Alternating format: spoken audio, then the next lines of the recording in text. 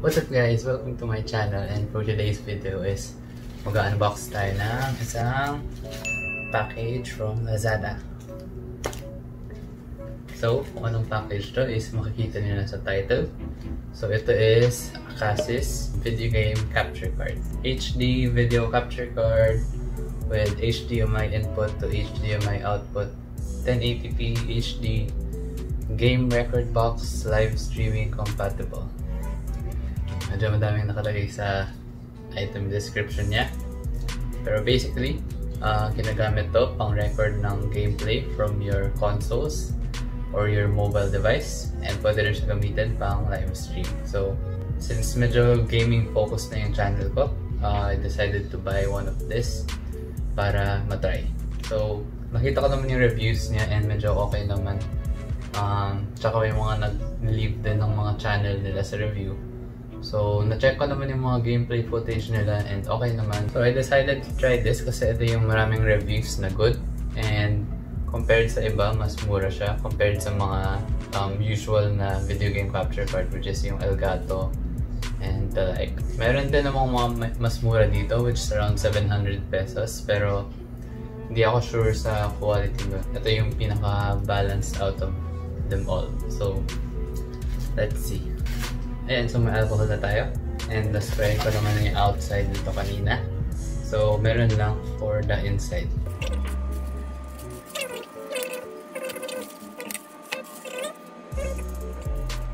Mas maganda rin sana if may UV light kayo. Kasi nabasa ko na parang effective din naman yun.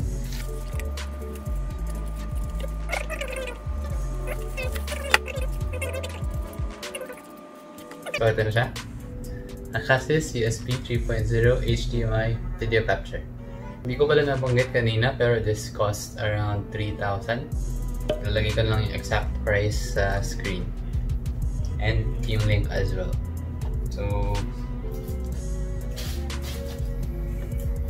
let's open up the box.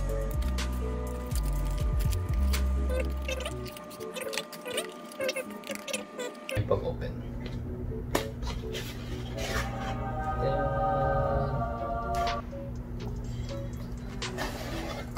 So, yung laman niya, basically, is yung main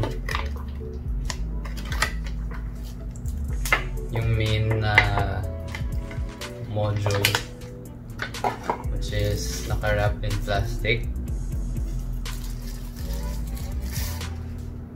Yan, maganda naman yung quality. Para siyang mamahalin na device. So, makikita nilang is Acasis HDMI video capture. Sa right side is my audio port. Sa left side, wala. Sa back is my Type-C out. Then sa front is my HDMI in, HDMI out, pati indicator lights. Sa baba nila naman is may mga parang plastic to prevent it from sliding. So may kasama din siyang HDMI cable, which is isasaksak niya dito sa HDMI in, papunta dun sa console niyo. Then para makonect naman sa laptop, meron siyang Type-C to USB. So lalagay niyo siya dito sa Type-C out, then yung USB is ikakabit niya naman sa laptop niya. Meron din siyang manual, pero yung manual is purely in Chinese. So lilipat tayo ng view para makita niyo yung pagkabit from Nintendo Switch to the laptop. So kakabit lang yung HDMI out sa dock. Then kakabit niya lang yung HDMI dito. Like that. Type-C dito. Like that. Then USB sa laptop. Like that. After kinabit is umilaw na siya. Then antayin na lang natin ma-install yung software. Okay guys, so ayan, set up na natin siya sa Streamlabs OBS. Dalawa lang naman yung recommended na software dito, either Streamlabs OBS or OBS. Pero nung trinay ko siya sa OBS, medyo parang nagka-problems ko with the delay. Pero dito sa Streamlabs, goods naman siya. medyo plug and play lang.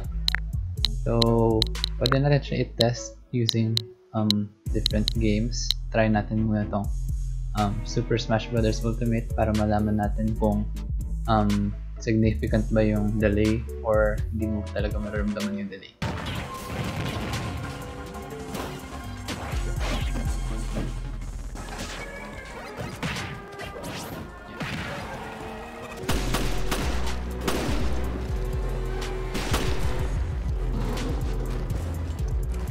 Ayun guys, so overall, the Akasis video capture card is a pretty good capture card for its price. Syempre mas maganda pa rin yung Elgato, pero malaki kasi yung difference nila sa price. So if you're on a budget, perfect na tong capture card for you kasi makaka-stream ka naman without any problems. So ayun, that's it for the video guys.